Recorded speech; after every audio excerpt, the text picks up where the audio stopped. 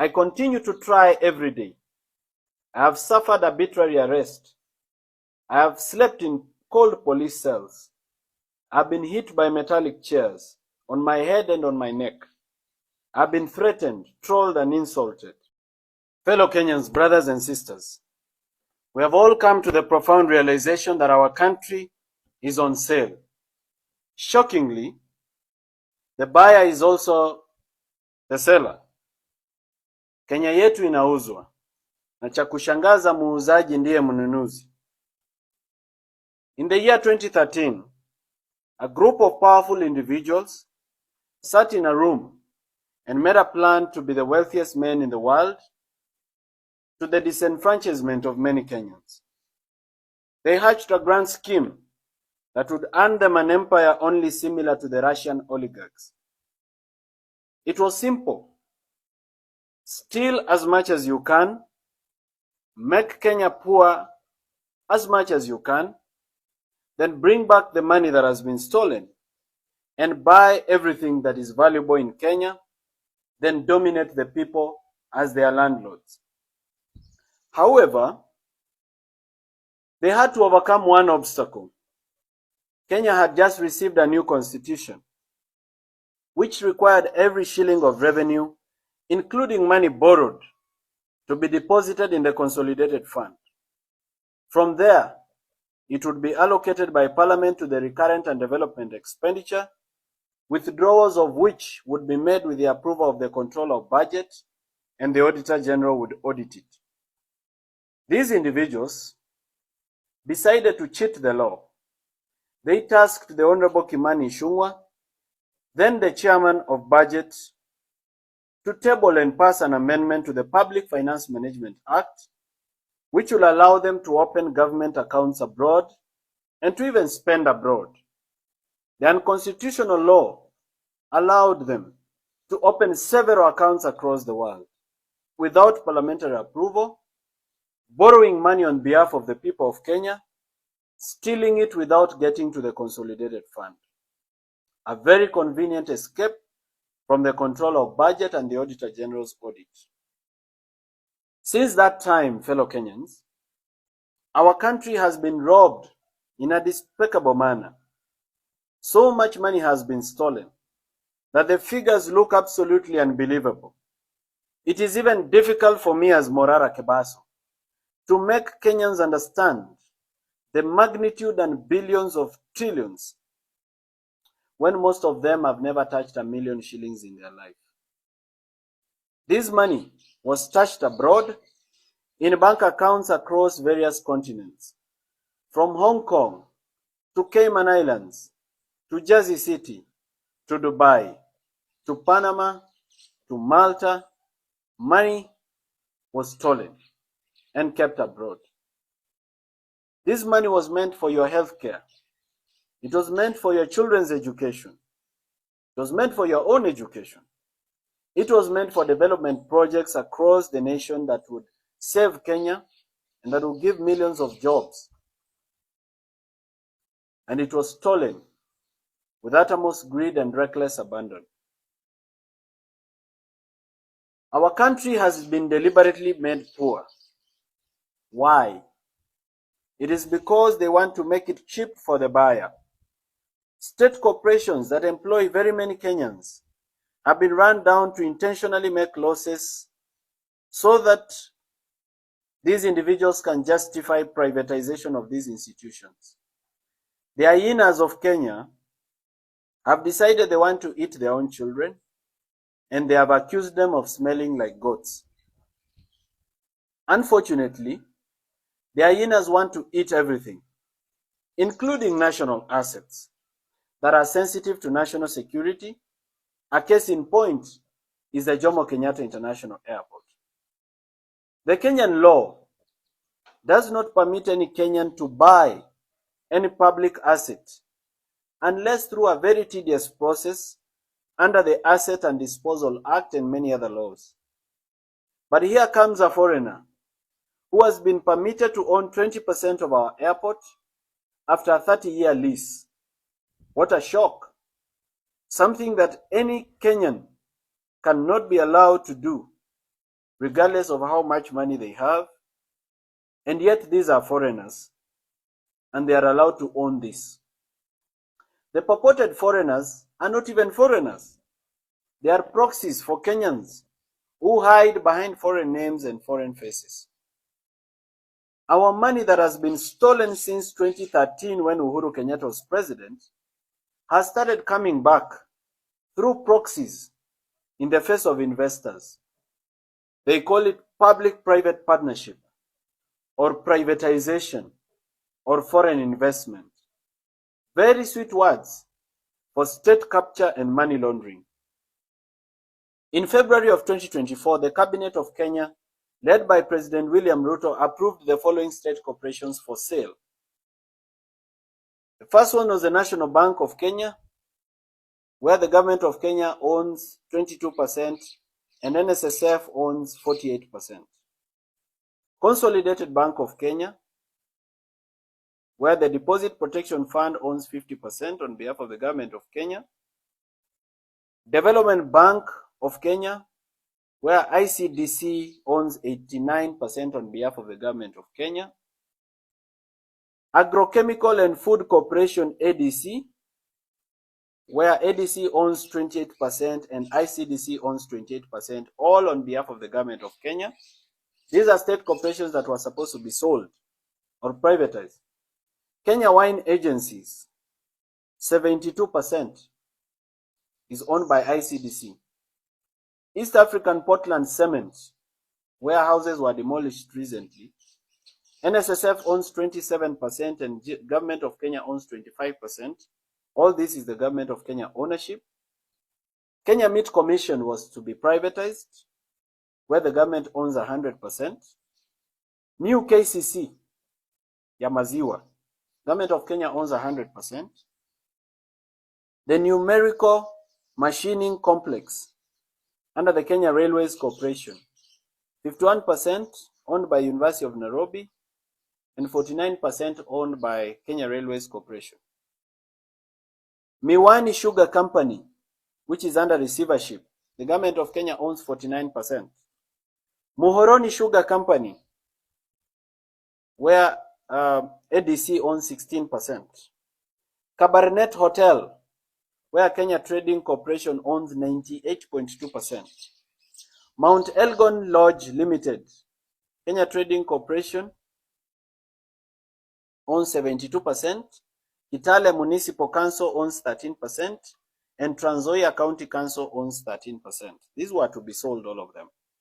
Golf Hotel Limited, Kakamega Municipal Council owns 20%. Sunset Hotel, Kenya Trading, KTDC owns 95.4% and Kisumu City owns 4.6%. Kenya Safari Lodges, KTDC owns 63%. KWS owns 0.02%. Kengen, government of Kenya owns 70%. This was to be privatized. Kenya Pipeline Corporation, 100% owned by the government of Kenya, where money was stolen recently. It was to be privatized. Kenya Ports Authority, 100% owned by the government of Kenya, was to be privatized. There is another agency called the South Nyanza Sugar Company. It was also to be privatized, where the government of Kenya owns 98%. Nzoia Sugar, where the government of Kenya owns 97%. All these are state assets of great value. They employ several Kenyans, but these assets were supposed to be privatized in the name of allowing them to make profit, when they've been intentionally run down and made to make losses, so that the people who've stolen our money can find something to buy. Ladies and gentlemen, you and I know the buyers, and the buyer is also the seller, and the seller is the buyer. The mission for these people is to build empires that can be passed down through their descendants like royal families. But they want to do this by impoverishing and making us all poor. They want to do this all on the backs and in the sweat and tears and blood of dying Kenyans who can barely afford to eat. Today, we stand on ashes. We stand on a broken country that cannot afford basic necessities of life.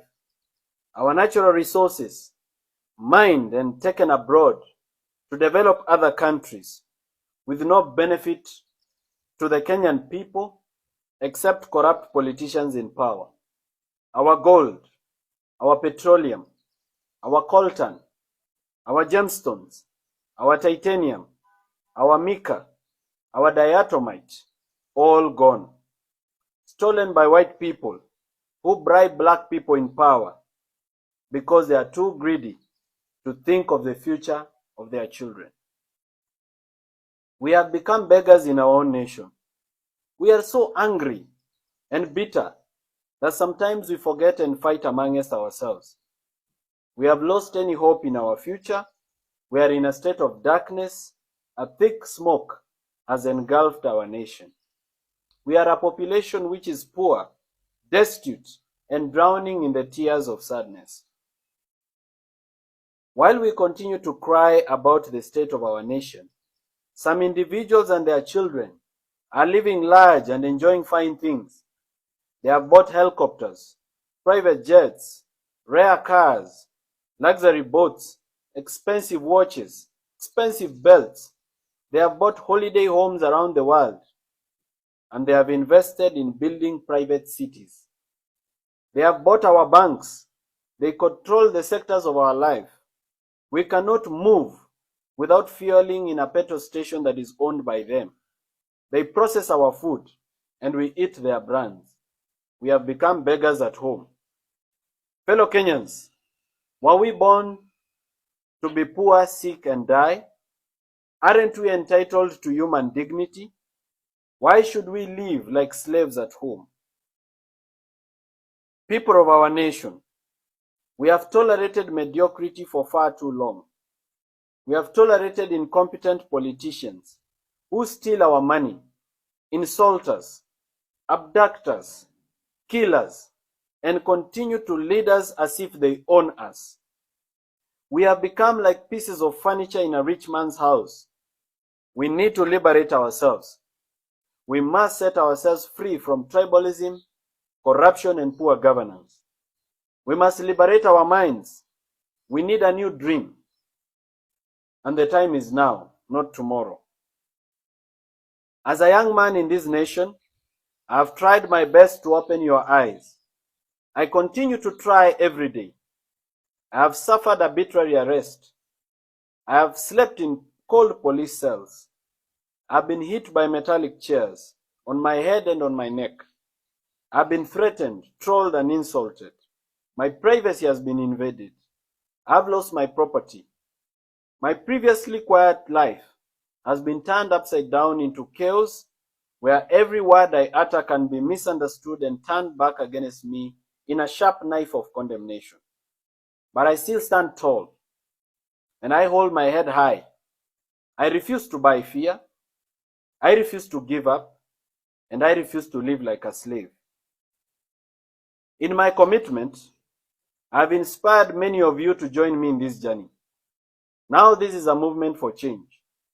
I don't claim to be perfect, but I am passionate. I'm a team leader and a team player at the same time. I believe we can change it. Ninaamini itabadilika. It is time for us to come together. We need to put aside our ego, our personal pride, or self-importance of any kind.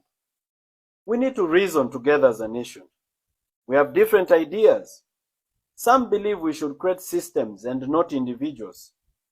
I believe we should mentor individuals of integrity to take over systems and institutions. Well, we can disagree to agree.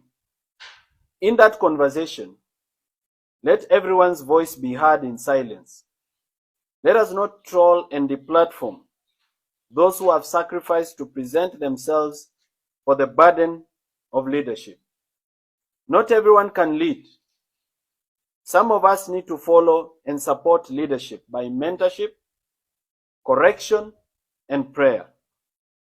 Theirs is a journey of sacrifice, a yoke so heavy to bear, but in stride and grace they bear it. On this day, I want to thank those who have stood with me, those who do not know me but defend my reputation on social media and in gatherings of every kind, those who fund my activities with their hard-earned money without counting losses.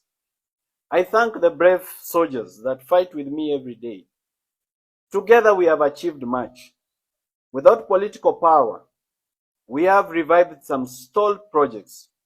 We have exposed corruption, and in some instances we have prevented it from happening. We are giants. The work we do is superhuman. We should do more of this every day and inspire other Kenyans to also do what they can do in their small ways and big ways. I also thank Kenyans of integrity who have stood with the nation. Notably, I want to recognize the effort of Honorable Kio Mtata, Honorable Richard Onyonka, Honorable Gathoni Wamuchomba, Honorable Jimmy Wanjigi, Eric Omondi, media personalities, content creators like Crazy Kena, musicians who have sung about bad governance like Nonini and Shanky, the Law Society of Kenya, judges, bloggers, spoken word artists like Oeba, YouTubers, TikTokers, Kenyans on X, civil society groups, whistleblowers, and all Kenyans of good intent. If I have not mentioned it, it's not because you're little, but because I may not be able to mention all of you. May you live to see the change that you're fighting for. And may your sacrifice be rewarded in abundance. Now, ladies and gentlemen, the government has learnt about your sacrifice and your relentlessness. To divide and conquer you, they have opened several battles. They want to wear you down and scatter you so that you fight different battles in different directions.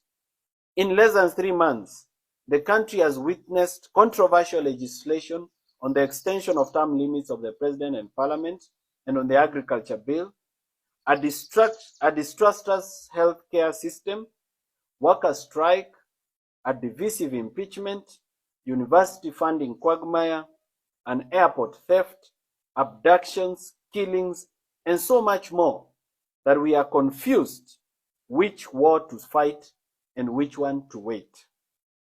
This is deliberate and very intentional. It is the mission of those in power to wear us down and drain our energy. It's an emotional fatigue strategy. We must forge an alliance.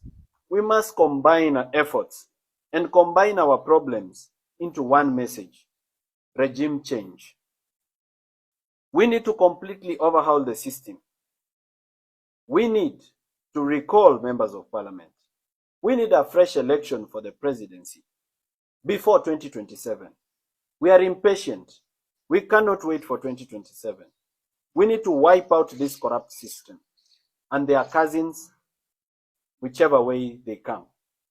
To achieve this, we must fight for the reconstitution of the Independent Electoral and Boundaries Commission, IEBC, which has been deliberately dragged in the courts so that it is not formed. We need various efforts working towards the same goal. We may not do the same thing, but everybody can do something. Lawyers should file cases. Online activists should whip the masses. Musicians should make music. Journalists should inform the public. And every Kenyan should do whatever they can, including influencing other Kenyans in the mobilization against regime change. It will not be easy, but it will be worth it. And in all things, ninaamini itabadilika. Thank you, and God bless you.